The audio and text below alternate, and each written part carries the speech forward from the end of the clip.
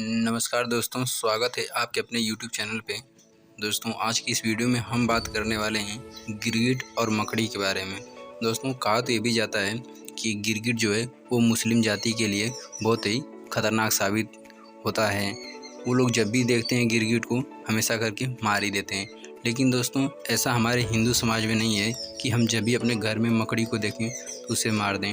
हाँ, ऐसा हम लोग करते हैं कि अपने घर की सफाई करते वक्त भले ही मकड़ी की जान चली जाए, लेकिन हम लोग कभी जानबूझ के कभी मकड़ी का जान नहीं लेते हैं। लेकिन वहीं बात करी जाए अगर मुस्लिम समाज की, तो वो हमेशा करके गिरगिट को जब भी वो देखते हैं तो किसी ना किसी शस्त्र से वो उसे मार ही देते हैं, कभी ईंट फेंक के तो कभी डंडे से। तो चलिए दोस्तों, आज की इस वीडियो में हम इसी कहानी के बारे में बताने वाले हैं कि आखिरकार मुस्लिम लोग गिरगिट को क्यों मार देते हैं और वो लोग ऐसा क्यों समझते हैं कि गिरगिट जो है वो हिंदुओं का प्रतीक है, यानी कि वो हिंदुओं के समाज से है, और जो मकड़ी है वो मुसलमान के समाज से है।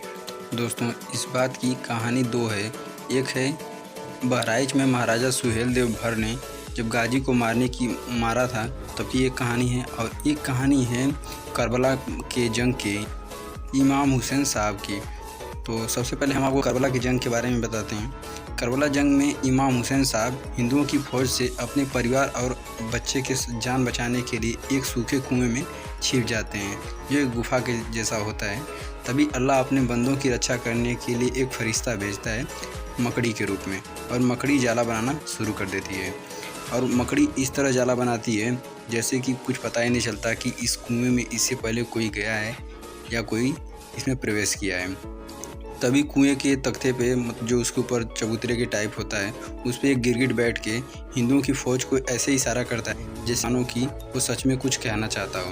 तभी वहाँ के जो राजा थे वो इस बात को समझ गए और उन्होंने तुरंत कुएं को साफ़ करवाया और देखा तो उसमें वहाँ पे गिरगिट के इशारे के तत्पश्चात हुसैन साहब उसी कुएं के अंदर मिले और हिंदुओं की फ़ौज ने उनका बेरहमी से कत्ल कर दिया। और कत्ल क्यों कर दिया हुसैन साहब का? क्योंकि हुसैन साहब दिन प्रतिदिन हिंदुओं के बच्चों का रोज़ कत्ल करते थे। कभी किसी का सिर कलम करते थे तो किसी का मौत ही कर देते थे। अगली कहानी है दोस्तों महाराजा सुहेलदेव भर ने।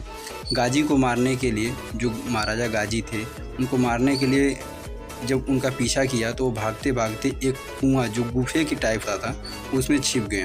और महाराजा सुहेलदेव भर ने उसी गुफे की तरफ नज़र पड़ी और ऐसा कहीं जगह नहीं मिला जहाँ पे वो छिप सके महाराजा गाजी। तभी एक मकड़ी ने उनके गुफे के बाहरी द्वार पे, मुख्य द्वार पे ही क्या किया कि झाला बना दिया, और ऐसा प्रतीत होने लगा कि जैसे मानो कि कुएं के अंदर कोई गया ही ना हो। और उसके बाद जहाँ मुस्लिमों की रक्षा उनके अपने खुदा करते हैं, तो वहीं हिंदुओं की रक्षा उनके भी भगवान करते हैं। तो फिर वहाँ पे भी एक गिरगिट दिखाई दिया और वहाँ से महाराजा सुहेलदेव भर को गुफे की तरफ इशारा किया जैसे मानो कि वो कुछ कहना चाहता हो। और तभी महाराजा सुहेलदेव ने गुफे के अंदर ही पूरा हमला कर दिया और बाहर से पूरी आग लगा दी और गाजी की उसमें मृत्यु हो गई। तभी से दोस्तों मुसलमानों के लिए यह बहुत ही बड़ा खतरा बन के सामने प्रतीत होने लगा कि जो गिरगिट है वो हमेशा ज़्यादातर करके हिंदुओं की मदद करता है, और हिंदुओं के मन में यह प्रतीत होने लगा कि जो मकड़ी है वो हमेशा ज़्यादातर करके मुसलमानों के लिए ज़्यादा रक्षा साबित करती है। यही थे हमारे